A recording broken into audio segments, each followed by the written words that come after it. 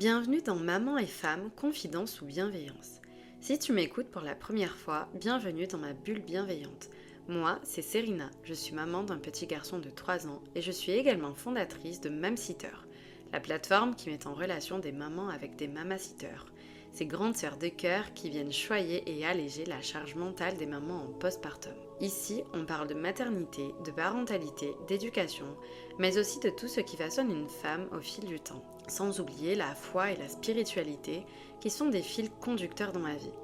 Et tout ça sous un ton bienveillant, sans jugement, juste des confidences. Installe-toi tranquillement, respire un peu et viens papoter en douceur avec moi.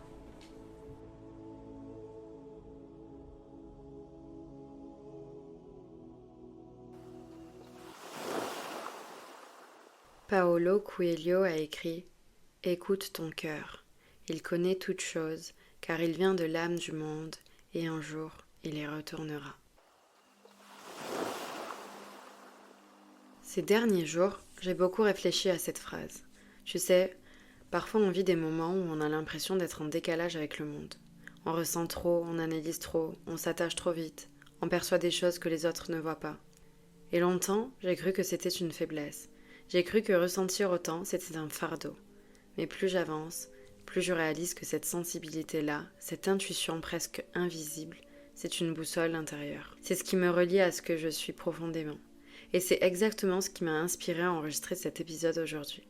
Parce que je sais que beaucoup d'entre vous, mamans, femmes, âmes sensibles, se sentent parfois submergées par tout ce qu'elles perçoivent, tout ce qu'elles ressentent, tout ce qu'elles absorbent. On voudrait souvent moins ressentir, moins penser, moins capter. Mais si, au lieu de lutter contre, on apprenait simplement à écouter, vraiment à écouter. On voudrait être plus légère, moins touchée, moins traversée. Mais certaines personnes ressentent tout le temps. Elles absorbent les émotions, les atmosphères, les non-dits, et on les appelle les hypersensibles. Petite, je croyais que j'étais vraiment différente. On me disait souvent que je pleurais pour rien. Il suffisait que mon père me gronde un peu parce que je n'arrivais pas à comprendre un devoir et je pleurais aussitôt. À peine un adulte me corrigeait et les larmes montaient. À force d'entendre « Oh, arrête de pleurer pour rien. De toute façon, Sissi, elle pleure tout le temps. Oh là là, tu vas pas encore te mettre à pleurer ?»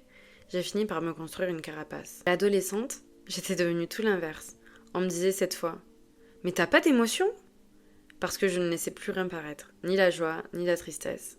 Le même entourage qui en avait marre de mes larmes me trouvait désormais froide et insensible. Et c'est fou comment on peut se perdre à force d'essayer de correspondre à ce qu'on attend de nous. Et pourtant, cette sensibilité extrême, ce radar émotionnel si fin, n'a jamais vraiment disparu. Je pense que tu l'as compris, aujourd'hui on va papoter d'intuition et d'hypersensibilité, deux concepts entièrement liés. On a tendance à croire que l'intuition, c'est quelque chose de mystérieux, réservé à quelques personnes, un peu spécial. Mais en réalité, tout le monde en a une. C'est juste que certaines personnes ont appris à ne plus l'écouter. Toi, tu l'as sûrement déjà senti, cette petite voix intérieure qui te dit « je le sens pas » ou au contraire « vas-y, c'est juste ». Et ce n'est pas de la magie ni du hasard, c'est ton corps, ton cœur et même ton inconscient qui t'envoie des signaux avant que ton mental n'ait eu le temps d'analyser. Et c'est là qu'on voit le lien fort entre intuition et hypersensibilité. Parce que quand tu ressens tout plus fort, tu captes aussi beaucoup plus. Tu remarques des gestes, des intonations, des énergies, des non-dits. Ton cerveau, sans même que tu t'en rendes compte, enregistre tout ça. Et c'est ce mélange d'informations qui crée ce « je le sens » que beaucoup appellent intuition. Ce n'est donc pas un hasard si beaucoup de femmes hypersensibles sont aussi très intuitives. Elles perçoivent plus finement, elles comprennent sans forcément savoir expliquer comment. Et longtemps, elles ont cru que c'était un fardeau, alors qu'en réalité, c'est une forme d'intelligence émotionnelle très puissante. Quand tu apprends à écouter ton intuition, à l'accueillir au lieu de la rejeter, tu commences à te faire confiance. Et à partir de là, tu ne vis plus en réaction à ce que les autres attendent de toi. Tu avances selon ce que ton cœur te montre. Essaye de te rappeler quel enfant tu étais petite pour comprendre l'adulte que tu es aujourd'hui. Pour ma part, je me souviens vers 8-10 ans que je ressentais déjà l'atmosphère dans une pièce. Je savais si une personne m'inspirait confiance ou pas, je percevais les tensions invisibles, les colères contenues, les tristesses déguisées. Et je ne savais pas encore que tout cela avait un nom qui est l'hypersensibilité. Et en y repensant maintenant, je réalise que cette sensibilité est liée à quelque chose de plus profond, c'est notre intuition naturelle. Et notre prophète bien-aimé, sallallahu alayhi wa sallam, a dit « Chaque enfant naît selon la fitra ». C'est ses parents qui font de lui un juif, un chrétien ou un polythéiste. La fitra, qu'est-ce que c'est ? C'est un terme arabe qui fait référence à la nature saine. La nature saine est innée de l'homme. On peut la comparer à la naissance de l'enfant dans son état de pureté primaire. Chaque enfant, dans sa fitra, dans sa nature saine, naît en aimant le bien et en détestant le mal. Et cette nature saine, on ne peut ni la voir ni la palper, mais on peut la ressentir. Et ce que j'aime dans cette parole rapportée, c'est l'idée que chaque être humain naît avec une disposition innée, une essence pure. Cette essence, c'est cette petite voix intérieure, cette capacité à ressentir, à capter les émotions et les atmosphères, à percevoir ce qui est juste pour toi et les autres au fond de nous. Et c'est exactement cette nature innée qui est au cœur de l'hypersensibilité et de l'intuition. Elle nous guide, nous alerte, nous connecte à ce qui est vrai pour nous si on prend le temps de l'écouter. C'est cette nature pure que chaque être humain a en lui à sa naissance. La fitra. C'est un peu comme une boussole intérieure finalement. Elle sait ce qui est juste, ce qui est vrai pour nous. Elle guide nos choix, nos réactions et même notre manière de ressentir. Et malheureusement, en grandissant, cette nature innée qui fait que les enfants sont innocents et très intuitifs diminue. Mais la bonne nouvelle, c'est qu'en y travaillant, on peut réussir à la retrouver.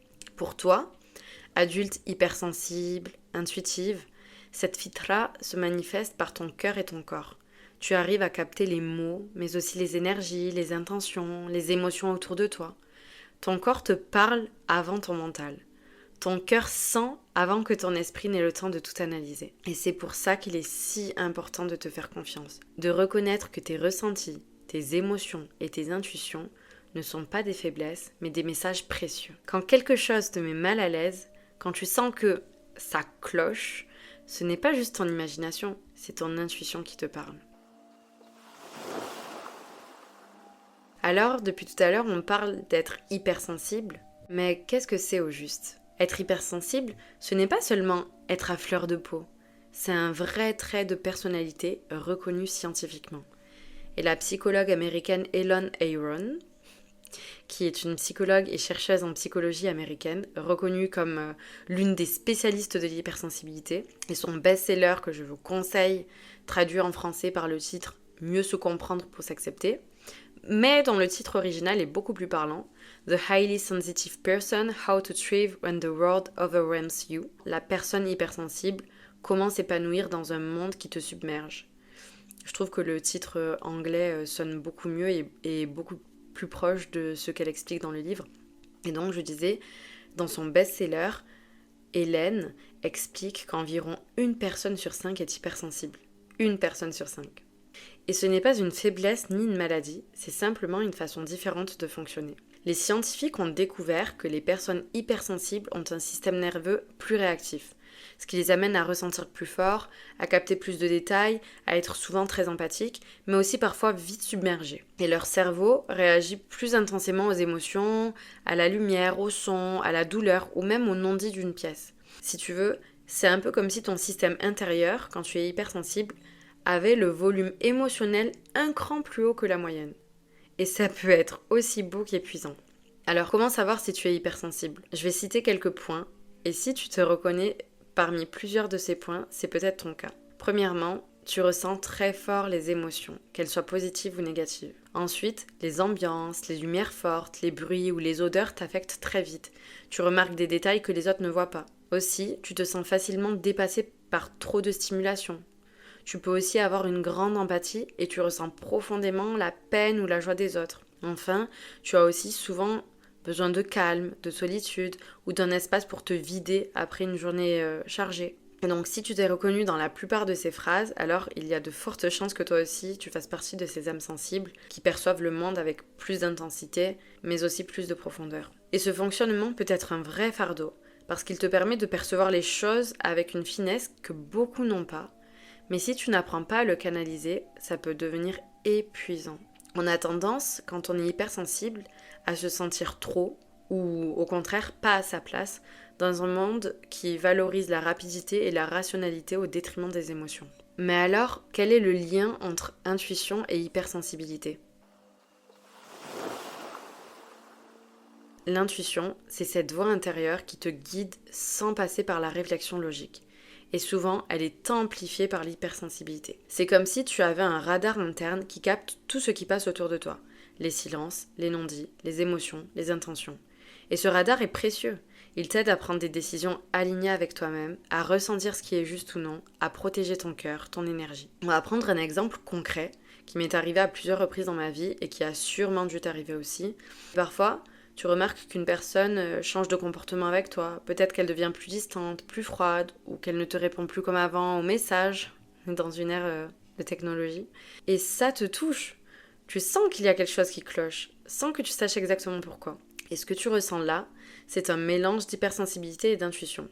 Ton hypersensibilité, c'est cette capacité à percevoir les micro-signaux. Le ton de voix légèrement différent, un silence inhabituel, un regard qui fuit, une manière différente d'écrire les messages. Des choses que d'autres ne pourraient même pas remarquer. Ton corps et ton cœur captent ces petites nuances. Vraiment, il y a des gens qui ne perçoivent pas ces nuances-là. Et ton intuition, elle entre en jeu quand ton esprit te dit « Bon, il se passe quelque chose, ça ne va pas ». C'est ce pressentiment qui surgit presque instantanément, sans que tu aies besoin de réfléchir ou d'analyser chaque détail. L'intuition transforme ce que tu as perçu via ton hypersensibilité en une impression globale, un message intérieur qui te prévient ou qui t'alerte. Et pour faire le lien avec l'épisode précédent, si on reprend cet exemple, cette personne qui prend de la distance, qui est moins chaleureuse, alors que tu n'as rien fait de mal, si tu es quelqu'un d'hypersensible, ça risque de te toucher. Tu vas te poser 1000 questions. Mais en fait, il faut que tu arrêtes. Il faut que tu te protèges. Et se protéger, ça ne veut pas dire encore une fois couper le lien brutalement. Ça veut dire à ton tour poser une distance saine, préserver ton énergie et surtout te rappeler que la responsabilité de son comportement n'est pas la tienne.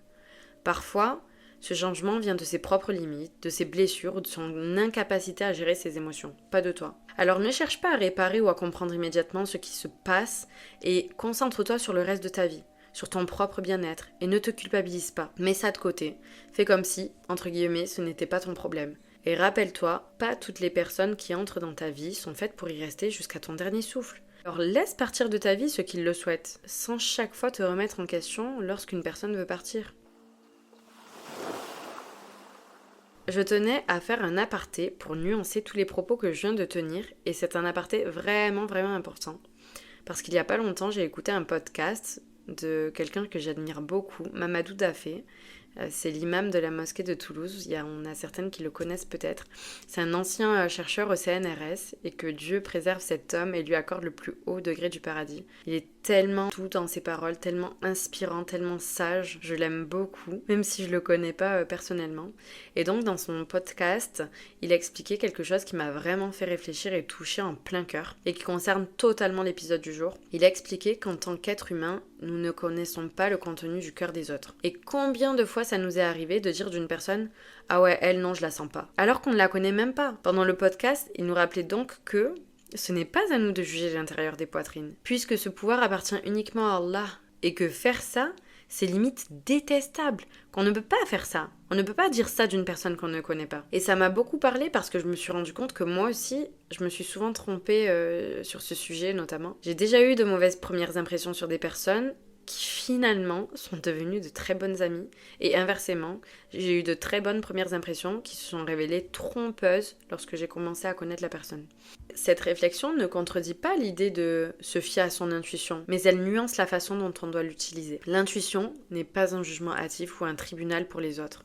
C'est une boussole pour toi, pour te guider dans tes choix, pour sentir ce qui est bon ou mauvais pour toi, pour protéger ton énergie. Mais elle ne doit pas te pousser à condamner quelqu'un ou à le classer sans le connaître. Voilà, l'aparté est fini. Je voulais vraiment mettre un point d'honneur sur ça pour différencier intuition et jugement hâtif. On a parlé de ce qu'est l'hypersensibilité, de ce que c'est que d'être hypersensible, mais maintenant parlons de comment tu peux développer ton intuition et surtout lui faire confiance. Ton intuition, elle est là. Même si parfois tu ne la vois pas ou que tu doutes d'elle, elle est là. Elle se manifeste souvent par des petits indices, une sensation dans le corps, un pressentiment, une petite voix intérieure qui te dit « attention » ou « vas-y, c'est bon là ». Tu l'as déjà ressenti, ce frisson dans le ventre, ce cœur qui s'emballe un peu, cette pensée qui revient sans raison. Et ça, c'est ton radar interne, c'est ton intuition. Mais il faut apprendre à faire la différence entre intuition et peur. Parce que ce que tu ressens n'est pas toujours clair. L'intuition est souvent calme et précise, même si elle peut surprendre, alors que la peur, le doute ou le stress, eux, créent de l'agitation, des scénarios qui tournent dans ta tête. Alors avant de réagir, respire, observe ce que tu ressens dans ton corps, et si c'est une tension qui monte ou une panique, c'est probablement de la peur. Si c'est un signal calme et net, c'est ton intuition probablement. Pour développer ton intuition, il faut lui laisser la place. Avant de prendre une décision ou de réagir, prends quelques instants pour ressentir et écouter. Écoutez ce qu'elle te dit. Parfois, ça peut être quelque chose de très simple. Tu sens que cette personne n'est pas sincère ou que tu n'as pas envie de dire oui à une invitation. Note ton ressenti, observe, puis agis selon ce que ton intuition t'indique. Même si ça semble petit, c'est un premier entraînement. Et surtout, il faut lui faire confiance. Plus tu écoutes ton intuition, plus elle devient fiable. Commence par de petites décisions au quotidien. Choisir un chemin pour aller quelque part, décider de prendre un moment pour toi, ou simplement suivre ton envie du moment. Puis, progressivement, tu verras que tu peux te fier à elle pour des décisions plus importantes. Même dans tes relations, même dans ton travail ou dans ta vie de maman. Quand mon fils était tout petit, avant son opération, donc avant ses 4 mois, il devait être sous traitement médical pour son cœur et c'était des médicaments vraiment forts. Et à un moment donné, on a dû changer les médicaments, il y en avait 3. Donc on sort de chez le cardiopédiatre avec cette liste de médicaments à lui administrer. Et en fait, j'ai commencé le traitement, mais au bout de 1 ou 2 jours, je sentais, je sais pas pourquoi, n'allez pas me demander pourquoi, en fait c'est mon intuition, je sentais qu'il y avait quelque chose qui n'allait pas. Il y avait un des médicaments qui pour moi était trop dosé, ou je me disais ça va pas, il y a quelque chose qui va pas. Avant même que je vois des signes sur mon enfant, il y avait quelque chose qui bloquait. Donc j'ai donné ces médicaments là pendant 2 jours et le 3e jour, il y en a un que j'ai fait sauter, donc celui qui ne m'inspirait pas confiance. Et j'ai demandé à mon père d'aller à la pharmacie pour vérifier s'il n'y avait pas un problème dans ce qu'il nous avait donné. Et là, il a vérifié avec la pharmacienne et il y avait un problème de surdosage. Donc j'appelle tout de suite le cardiopédiatre pour lui expliquer. Et là, il m'a dit « Mais madame, arrêtez tout de suite, j'ai fait une erreur dans ce que je vous ai prescrit. Votre enfant aurait pu mourir. » Vous vous rendez compte, il avait 3 mois. Donc si j'avais pas écouté mon intuition à ce moment-là, qu'est-ce que mon fils serait devenu en fait? C'était déjà 2 jours de trop pour son petit cœur en fait de donner des médicaments à un taux aussi fort. Heureusement que j'ai écouté mon intuition et qu'au bout de 2 jours, j'ai stoppé le médicament et que je suis allée faire les démarches nécessaires pour suivre mon intuition et aller au bout de la question de qu'est-ce qui ne va pas. Je ressens quelque chose qui ne va pas. Je me fie beaucoup à mon intuition et il y a un outil très simple que j'aime, c'est de tenir un carnet de ton intuition. Moi, j'ai toujours aimé écrire. Depuis petite, j'ai des journaux intimes, j'ai plein de carnets en fait, dans lesquels j'écris plein de choses différentes.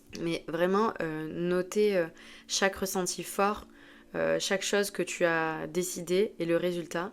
Essaye de faire ça et tu verras vite que ton intuition te guide bien. Et ça t'aidera à augmenter la confiance en toi et en tes ressentis.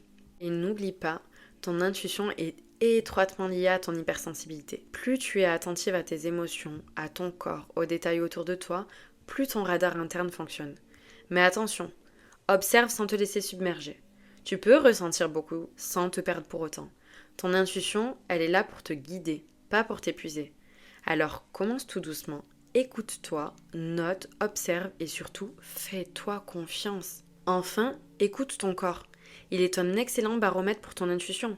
Quand tu ressens une tension, une lourdeur ou un malaise, c'est souvent un signal. Bien souvent, notre corps nous dit ce qu'on n'ose pas admettre. Ça t'est peut-être déjà arrivé d'entretenir une relation tout au long de laquelle ton corps faisait surgir des symptômes, du stress permanent, une boule au ventre constante, de l'eczéma, des infections urinaires à répétition, des maux d'estomac et autres symptômes. Et comme par magie, quand tu stoppes cette relation, qu'elle soit amicale, familiale, maritale, tous tes symptômes disparaissent. Là, c'était juste que ton corps te parlait et tu ne savais pas écouter. Et au contraire, quand tu te sens légère, apaisée, énergisée, c'est que tu es alignée avec toi-même. Donc apprends à écouter ces signaux pour prendre des décisions et poser tes limites. Maintenant que tu sais comment connaître ton intuition et comment commencer à lui faire confiance, parlons d'un point crucial. Écouter ton intuition sans te laisser submerger par tout ce que tu ressens. Être hypersensible et intuitive, ça veut dire capter beaucoup de choses. les émotions des autres, les ambiances, les non-dits, et ça peut vite devenir lourd si tu ne mets pas de limites saines. J'ai listé quelques façons de protéger mon énergie que j'ai commencé à mettre en place tout en restant connectée à moi-même, et je vais te les partager. Premièrement, j'essaye vraiment d'accueillir sans absorber. Tu peux remarquer ce que ressent l'autre sans te laisser envahir. Par exemple, si quelqu'un est en colère ou triste, observe ce que tu perçois, mais rappelle-toi, ce n'est pas ton émotion à résoudre. Tu peux rester empathique et présente, mais sans porter le poids de tout. Deuxièmement, j'essaye de créer des rituels de recentrage. Après une journée où j'ai beaucoup ressenti, je prends un moment pour moi. Et ça peut être un bain chaud, quelques minutes de respiration, de la marche ou simplement écrire ce que j'ai perçu. Mais voilà, ces rituels vont t'aider à vider ce que tu as absorbé et à te reconnecter à ton corps. Et enfin, la répétition et l'entraînement. C'est comme pour tout.